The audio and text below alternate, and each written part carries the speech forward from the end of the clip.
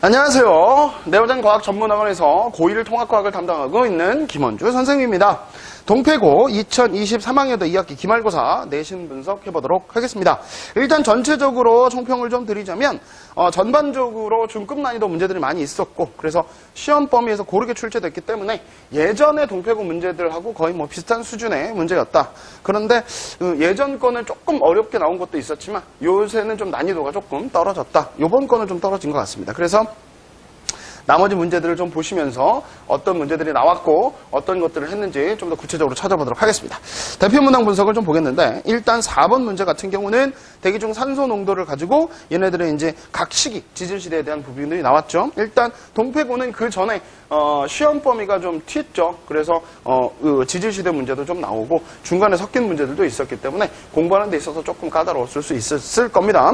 그리고 4번 문제 같은 경우는 특히나 그래프 해석 문제, 그리고 산소 농도에 따라서 오존층, 그래서 지질 시대에 대해서 선후 관계 따지는 문제이기 때문에 아마 이 자료는 처음 보겠지만 내용은 우리가 알고 있는 내용이니까 자료를 분석하는 문제다라고 되겠습니다.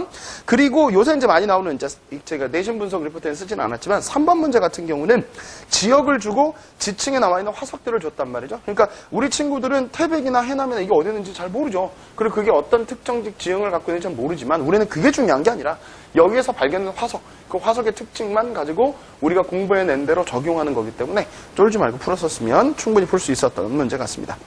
그 다음에 6번 문제를 보시면 이게 지금 찰스 다윈의 자연선택설에 해당되는 부분들, 그래서 자료를 해석해서 하는 문제들이고, 그 밑에 보면 연도들도 나와 있기 때문에 어떻게 보면 신유형 문제라고 말할 수 있겠지만 이것도 여러분들이 잘 보신 모의고사의 변형 문제다라고 생각이 듭니다. 그러니까 이 정도 문제들은 여러분들이 충분히 자료 해석하셔서 풀 수 있었던 거기 때문에 이건 어떤 걸 배워서 푼다기보다는 우리가 배웠던 자연선택설에 관한 그런 기본적인 내용들을 이 자료에다가 적용하는 문제입니다. 그러니까 여러분들이 얼마나 독해를 잘했느냐에 딸려 있겠죠. 그리고 7번 문제, 이거 대표 문항에는 없지만 7번 문제 잠깐 보시면 이것도 항생제 내성균에 대한 문제, 이런 스타일로 문제들이 잘 나오기 때문에 항생제 내성균에 관한 실험이 아니라 이런 자료들을 주고 그게 어떤 과정을 거쳐서 진행해 갔는지 적용하는 문제일 겁니다. 당황만 하지 않으셨다면 충분히 여러분이 풀 수 있었던 문제고요.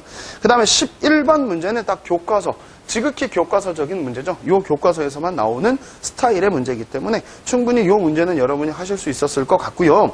거기 지금 보시면 생산자, 소비자 중에 하나다 이런 것들 나와 있잖아요. 그러니까 생태계 평형에 관한 문제고 그걸 A, B, C, D 그냥 자료로 툭툭툭 던져준 거기 때문에 우리가 배웠던 생태계 평형 자료들을 여기다가 이제 적용하면 되는 문제. 그 다음에 13번 문제는 요건 수능 기출 문제입니다. 자료는 기출 문제고 보기는 조금 이제 쉽게 변형을 좀 하긴 했지만 그래도 요 문제 자체의 보기도 까다로웠고 보는 것들의 자료 해석 문제도 조금 까다로웠을 거고요.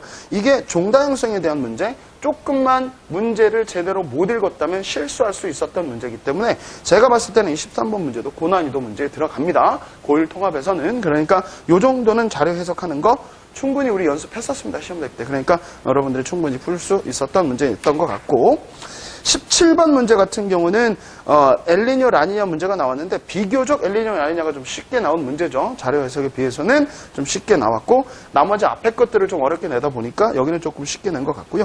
기본적으로 엘니뇨 라니냐 문제는 계속 나오고 있기 때문에 여러분들이 꼭 적응하시면 될 것 같고요.